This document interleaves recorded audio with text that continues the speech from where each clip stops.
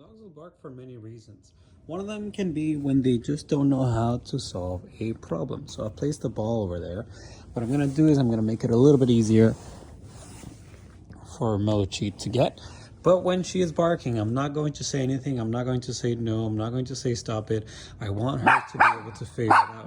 And I know she can. I know she's been doing it. You see, she keeps trying to do it. If she was barking and then looking at me, if she was barking and then coming towards me, she might be asking for help, meaning it's just too difficult.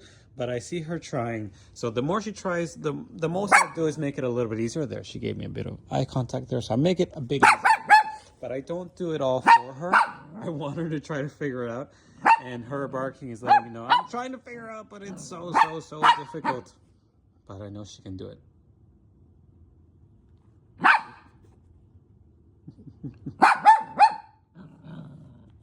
The growling bears tell me she's getting a little frustrated. She's probably also a bit tired too. Let's make it a bit easier. I'm gonna bring this a little closer there. And a little bit closer for her, just enough. So now we know, if we can see there on the rim, one of the rings of the tunnel, which she's able to do. So now we're pushing it a little bit further. She's looking at me like, why you make it harder? I just got it. She's trying to sit. She's very much engaged. So that's why we'll get a bark, as to try to figure out what to do.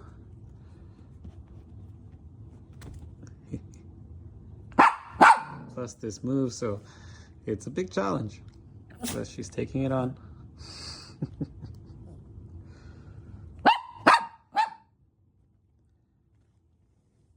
She's trying something else there. She's getting creative.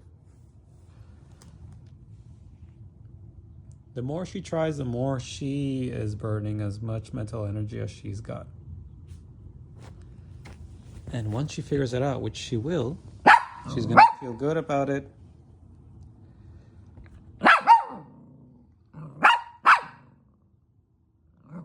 If this is too difficult, make it just a little easier.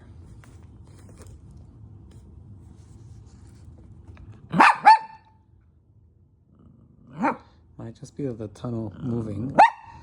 This is too tough. See if she tries again.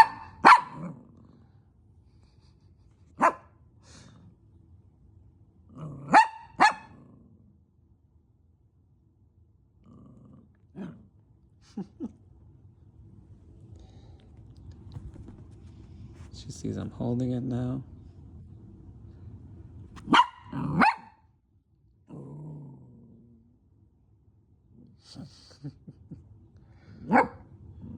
She's thinking. She's trying to problem solve.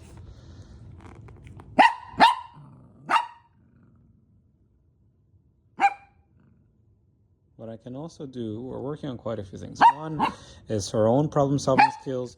One is how she problem solves or how she gets to a solution. So I can reward her for, and that's more of a self-reward for when she goes and actually gets it. But I can also reward her for choosing to not bark. So that can be another sort of problem. It's not just the game here, it's also how she problem solves.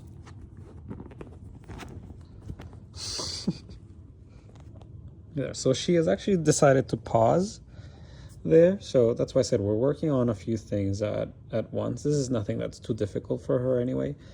But the goal is that she ends up figuring out not just the game, but also how to play the game, which is not necessarily a specific strategy, but rather just her being able to think, okay, if I'm quiet and I'm calm and I don't bark, I'm able to figure things out a little bit more quickly and more effectively. That's why older dogs are less likely to bark, or will do it less often, because they really do it when it matters. Puppies, they'll bark quite often, they'll bark quite sporadically, just because they feel a lot, right? So if I want her to learn how to solve a game, how to figure out the strategy or the puzzle of it, I can help her along through it as she's making good choices. So one being not barking.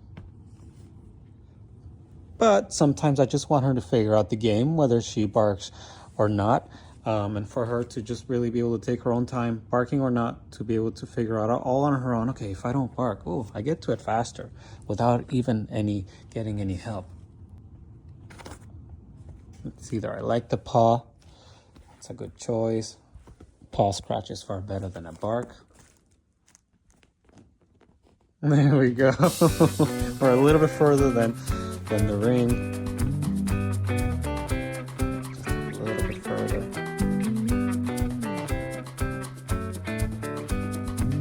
She's thinking. See, she's holding on to her thoughts far longer than before. Before it was more so just bark, bark, bark. Now it's more, okay, let me think about it. Let me think about what I need to do. If I think, I solve it quicker.